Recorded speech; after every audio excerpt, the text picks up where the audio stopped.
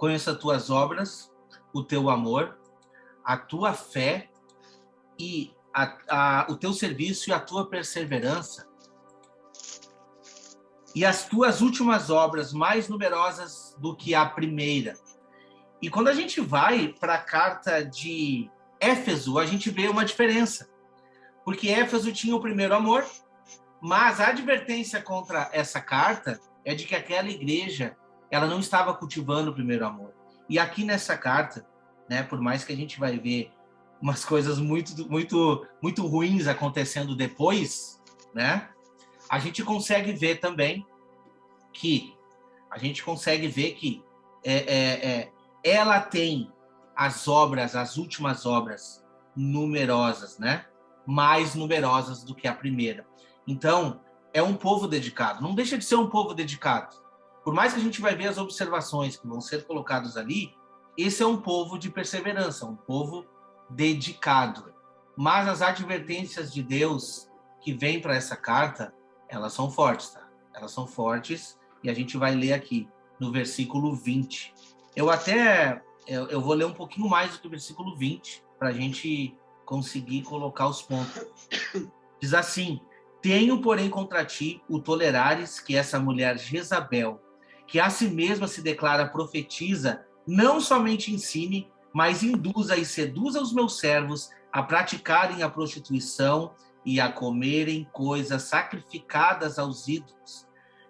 Dei-lhe tempo para que se arrependesse, e ela, todavia, não quer arrepender-se da sua prostituição. Vou segurar esses 2 versículos aqui para a gente detalhar quem era Jezabel. Irmão Ricardo, quem era Jezabel? Traz para nós aí.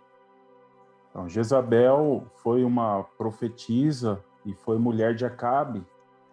Ela atuou aí durante o profeta Elias. Então, muito importante nós termos aí esse contexto histórico, porque ele traz muita luz ao entendimento dos eventos vindouros. Nós temos aí a figura de Jezabel nos últimos dias, bem como a figura de Elias.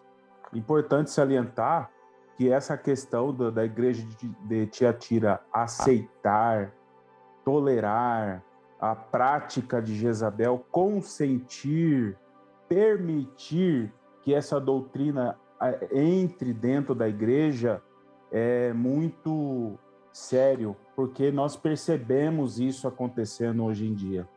Muitas igrejas, muitos domésticos da fé consentindo, aceitando certas doutrinas, certas ideologias, entrando dentro de seus estabelecimentos e desvirtuando pensamentos de muitos, principalmente da geração Z, que é a geração do ano de 2000 para cá. Essa geração que vem sendo açoitada por muitos pensamentos ideológicos contrários aos preceitos bíblicos. E isso aqui é um alerta para as igrejas de hoje, né? Então, Jezabel, lá em 1 Reis, capítulo 18, lá traz um contexto de que ela matou muitos profetas. E ali havia um homem, um mordomo de Acabe, né? O nome dele era Obadias, que significa servo de Javé, servo de Deus. E ele temia a Deus. Tanto é que ele conseguiu esconder alguns profetas para não serem mortos por Jezabel. Então nós já percebemos alguma associação já com os últimos dias. E esse servo de Deus, Obadias, ele alimentava esses profetas dentro desse estabelecimento com pão e água. Ou seja, nós percebemos 2 elementos muito importantes, né? O pão, né, para alimentar juntamente com a água. E a gente vê elementos importantíssimos. Jesus sendo o pão vivo que desceu do céu, imprescindível para as nossas vidas. A água para a purificação de cada um de nós. Nós podemos associar isso muito. E também nós percebemos parte dos profetas sendo mortos e parte dos profetas permanecendo vivos. O que a gente percebe nos últimos dias? uma parte das testemunhas vão morrer e uma parte das testemunhas vão permanecer vivas nos últimos dias. A gente vê esse contexto só no capítulo 18 de 1 Reis. E Jezabel é a figura da grande prostituta. Ela está ali caracterizada nos últimos dias como a grande Babilônia, a grande prostituta, a mãe das prostitutas. E assim como vai haver uma estruturação da noiva nos últimos dias, vai haver a figura da grande prostituta, da apostasia nos últimos dias. Então, a Jezabel não está na haste central da menorá à toa, não está na quarta igreja à toa. Ela está ali na haste central porque o inimigo tem o propósito de desestabilizar a igreja. A haste central é a haste que que dá toda a sustentação da menorá. Vou trazer um pouquinho aqui a menorá, né? Ela dá toda a sustentação da menorá. Uhum. E o inimigo, ele quer o quê? Desestabilizar. E a gente só vê o quê? Somente 2 luminárias que permanecem em pé diante do Senhor. As outras 5 não estão diante do Senhor. Então, a haste central, ela é muito importante para a gente entender. A menorá ajuda o entendimento disso. Verdade. Não vai. Ele falou exatamente o que eu meditei hoje acerca da parte da igreja que será sustentada, né, na figura de Obadias, sustentando a igreja no deserto. É Deus suprindo as necessidades do seu povo no momento em que o povo está sendo guardado no deserto. Isso me faz lembrar Mateus capítulo 6, para que nós não possamos nos preocupar com comer, beber, vestir, porque Deus vai nos guardar. E se Deus veste a erva do campo, que é até mesmo superior a que a Salomão vestiu com toda a sua glória, ele nos vestirá até mesmo superior à erva do campo, porque a erva do campo é lançada no fogo logo depois de alguns dias. Nós não. Nós seremos vestidos de uma veste gloriosa na ocasião da volta de Jesus. E a outra parte são os 7.000 que Deus conservou. E Elias achou que todos os profetas tinham sido mortos na ocasião da perseguição de Jezabel. Mas Deus conservou 7.000 que não se dobraram a Baal. E esses 7.000 é uma figura da parte da igreja que não vai ver a morte.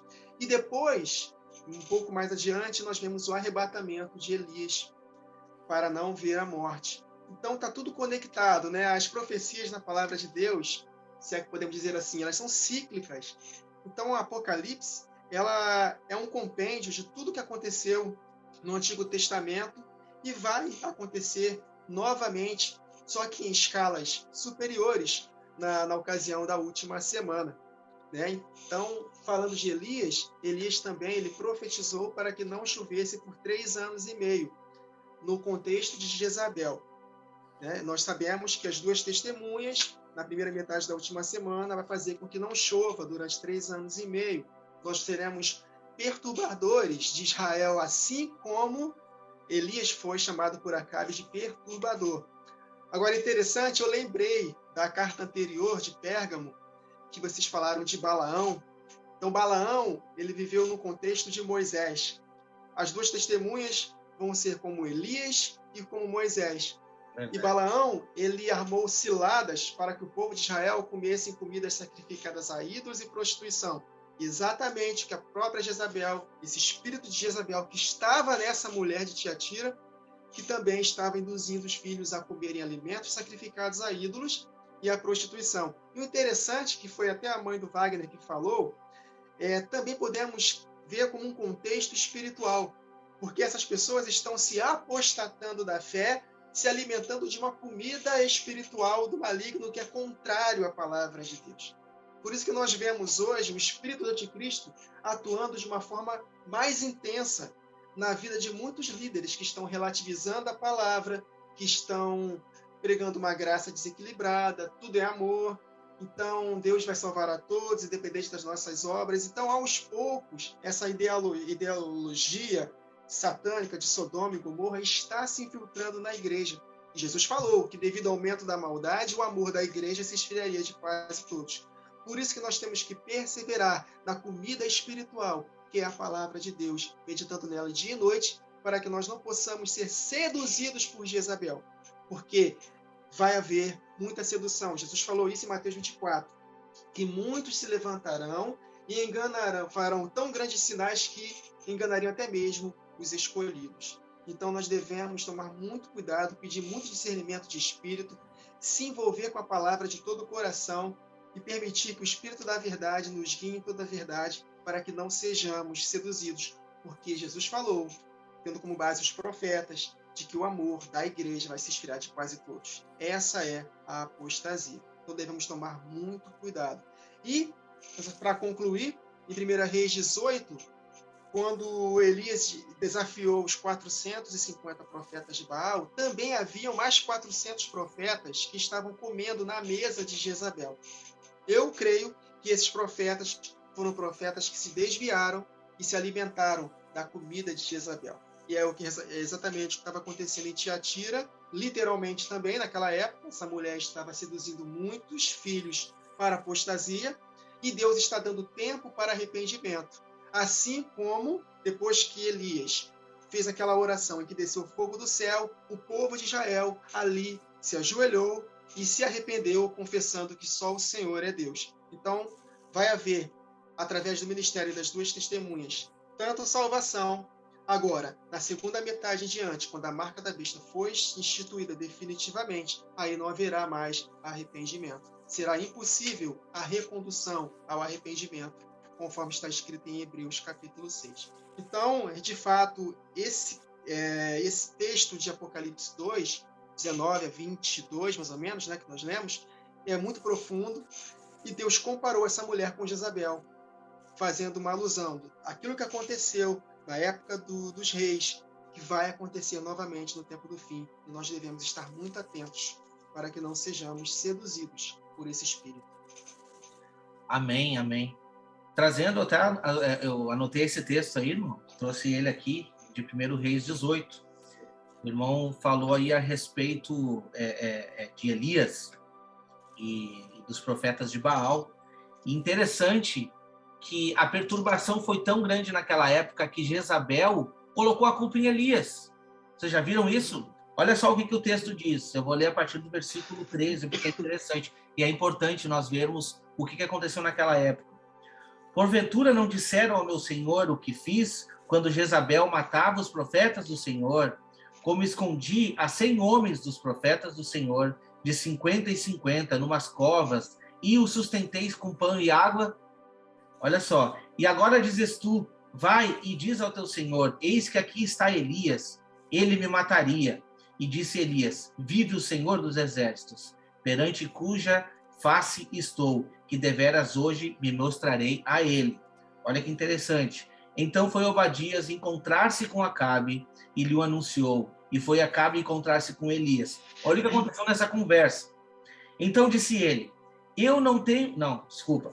E sucedeu que, vendo Acabe, Elias disse a Acabe, és tu o perturbador de Israel? Olha só, a pergunta era se Elias era o perturbador, e não Jezabel. Olha que interessante. Então disse ele, eu não tenho perturbado a Israel, mas tu e a casa de teu pai, porque deixaste os mandamentos do Senhor e seguiste a Balaíns. Então, a sequência dessa conversa, você já sabe. E Elias faz aquela maravilha de mandar reunir e construir aquele altar e mostrar a potência da força de Deus, mediante a tudo que ele fez lá, colocando até a água no altar. Queimou até a água, mostrando que o nosso Deus é o maior. O nosso Deus é o maior. Entende? Depois a gente vê os relatos ali do que aconteceu com Jezabel. A profecia contra Jezabel, que aconteceu exatamente o que Deus predestinou. Né? Mas vamos continuar o que o texto diz ali, então. Versículo 21. Vou ler de novo 21 para nós dar sequência. Dei-lhe tempo para que se arrependesse. Ela, todavia, não quer arrepender-se da sua prostituição. Eis que a prostra de cama, bem como em grande tribulação, os que com ela adulteram. Caso não se arrependam das obras que ela incita, matarei os seus filhos e todas as igrejas conhecerão que eu sou aquele que sonda as mentes e os corações, e vos darei a cada um segundo as vossas obras. Amém. Eu tenho um comentário breve aqui. O fato de, no verso 21, falar que não se arrependeram, o irmão Wagner Nunes trouxe a menção de Hebreus 6, de que a apostasia, uma vez provando das bênçãos do Senhor, dos dons vindouros, do Espírito Santo, impossível reconduzi-los ao arrependimento. Então, isso aponta fielmente para a apostasia. Aqueles que provaram do Senhor, provaram daquilo que o Senhor derramou, mas apostataram, abandonaram a fé. E essa questão da rebeldia, de não se arrepender, isso demonstra muito essa questão da apostasia. No verso 22, é muito interessante, porque o Senhor fala que os colocaria numa cama e virá grande tribulação. Então, colocando a menorá aqui, de novo, a haste central, a gente percebe, são 7, né? Apontando para os 7 anos da última semana de Daniel, e a metade da semana, a última metade da semana, são 3 anos e meio de grande tribulação. Então, essa palavrinha grande tribulação, justamente na haste central, justamente na quarta igreja, é para associar esse período de grande tribulação que virá nestes 3 anos e meio finais aí. E essa questão do verso 23, de que os filhos morrerão, eu faço uma reflexão aqui, a questão de pais e filhos, a questão daquilo que nós precisamos transmitir aos nossos filhos, a geração vindoura. A gente percebe com essa ideologia, esses pensamentos ideológicos de destruir a família instituída por Deus, tem um propósito de causar a destruição da geração vindoura, a geração que vai testemunhar a volta do Senhor, todos esses eventos vindouros, tirar das mãos do povo de Deus essas promessas que o Senhor tem para cada um. E por isso que fala da morte dos filhos para estes que estão apostatando, que estão realizando obras contrários ao que o Senhor determinou, né? E eu lembrei uma citação de Leonard Ravenhill, que ele diz assim: a geração de pregadores, destes pregadores, são responsáveis pela geração de pecadores.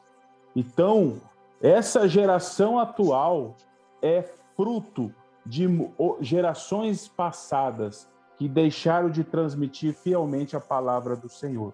Muito forte isso. E todas as igrejas, elas saberão que Deus sonda a mente. Em outras traduções está escrito os rins, né? E os corações, e aponta para uma justa recompensa. Porque Deus conhece o coração de cada um, Deus conhece a intenção de cada um de nós. E com certeza o Senhor vai recompensar, né, a cada um aquilo que fez, realizou durante esse período todo. Amém. Não vale. É interessante que o irmão Ricardo viu um ângulo muito interessante da família, né? Eu tenho percebido, os irmãos também percebem que Satanás está investindo pesado na mentalidade das crianças, dos nossos jovens, e é obrigação nossa, que temos a verdade, instruir nossos filhos, investir tempo com eles de qualidade na palavra, mesmo que eles não queiram.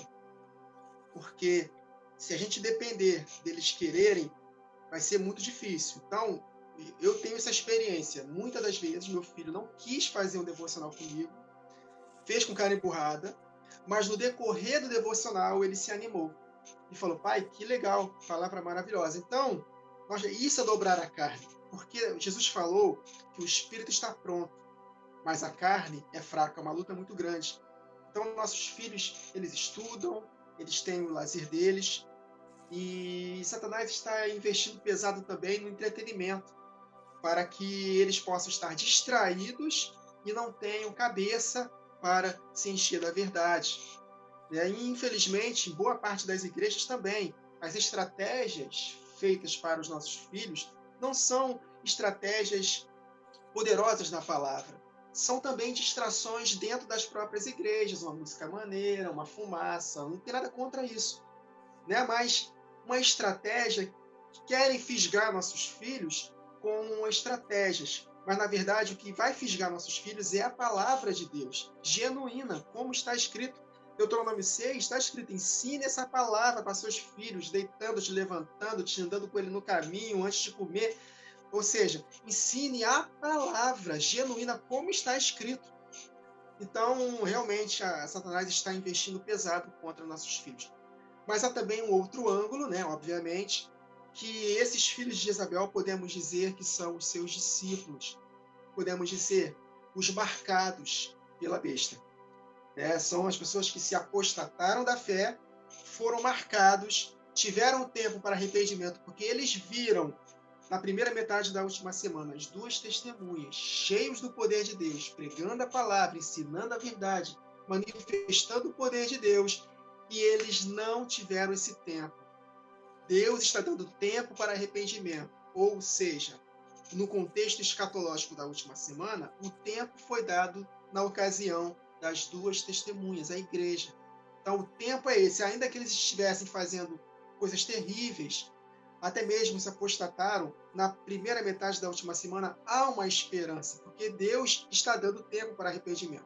Depois que a marca for de fato estabelecida, aí não haverá mais volta.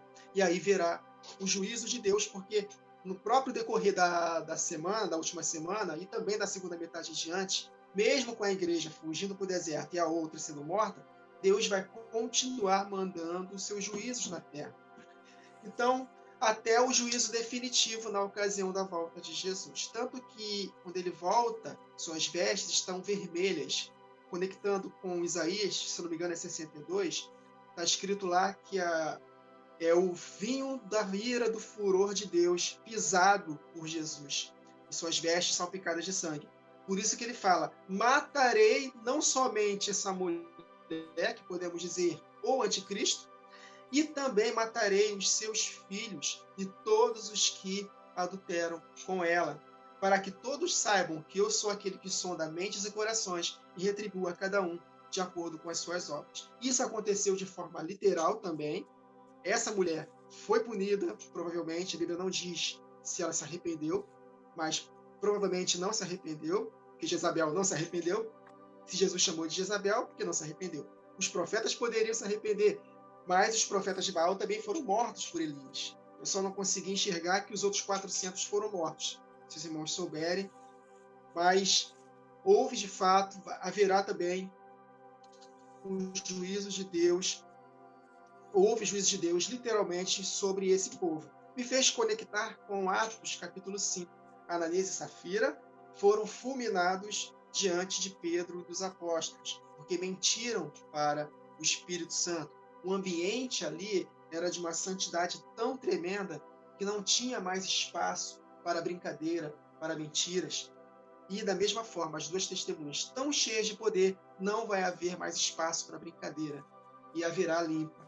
E em 1 Pedro 4,17 está escrito que o juízo começa pela casa de Deus, os apóstatas, e depois se estenderá aos ímpios.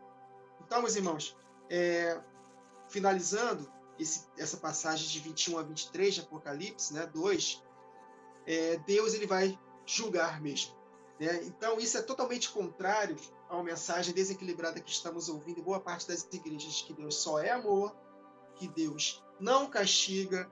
Outros chegam ao extremo de dizer que o Deus do Antigo Testamento era um Deus e o Deus do outro agora é outro, por causa de Jesus. Como Jesus apaziguou a ira de Deus. Calma aí, pai, calma aí, eu estou aqui agora. Não fica nervosinho, não.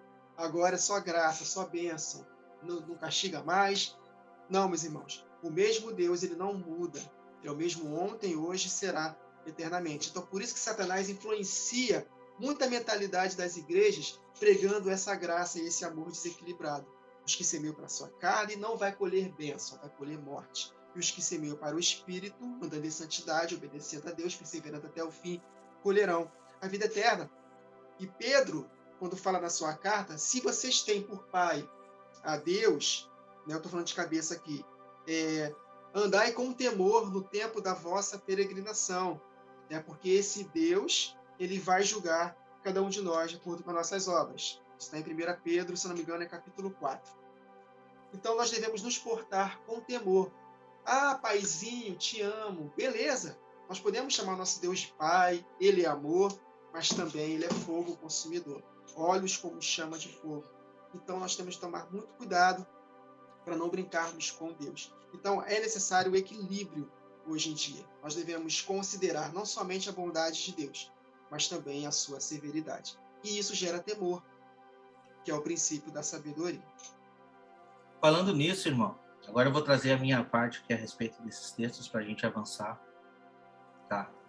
Que é muito forte aqui, é o que eu vou trazer. Eu não consigo não fazer essa conexão. Peço desculpa se alguém se sentiu ofendido, mas a verdade tem que ser dita. E eu vou trazer, tá?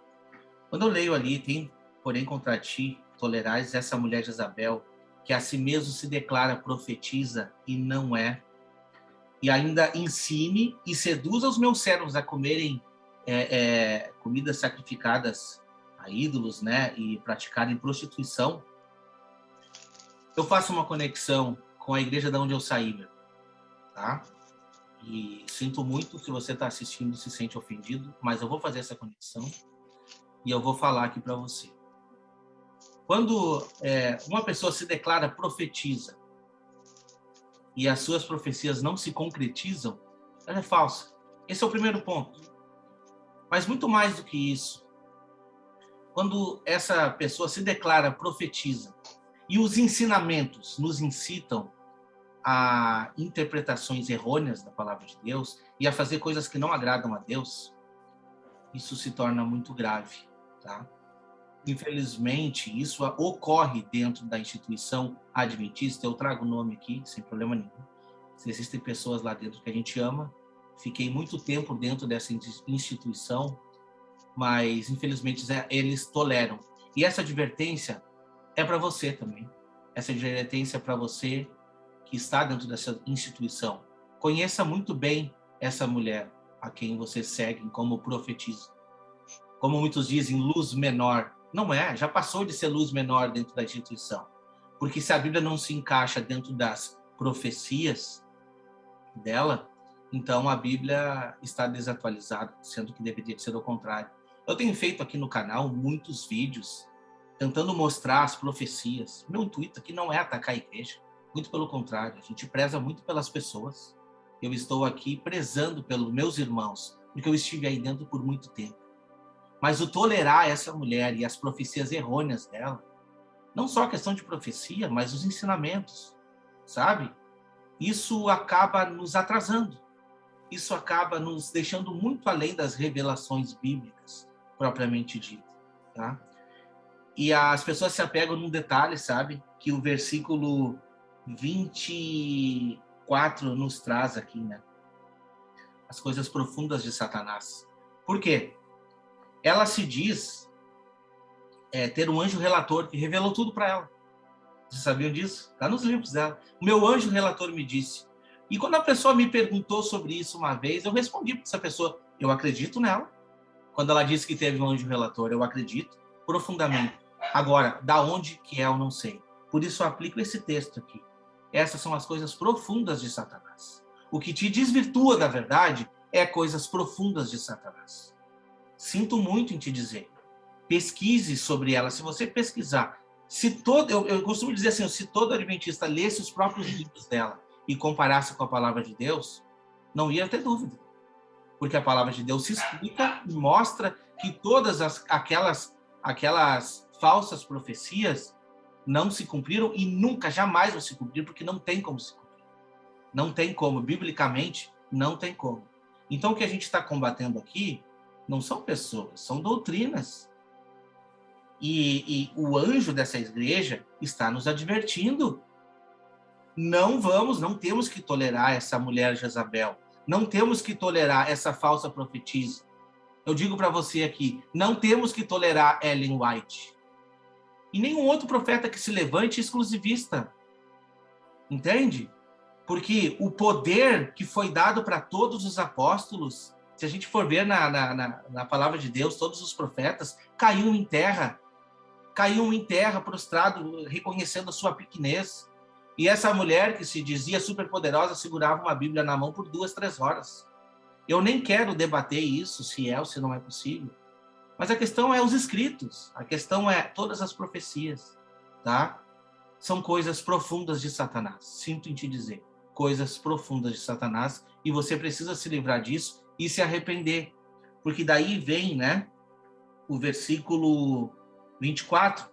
Digo, todavia, a vós outros, os demais de Tiatira, a tantos quantos não têm essa doutrina, e que não conheceram, como eles dizem, as coisas profundas de Satanás, outra carga não jogarei sobre vós.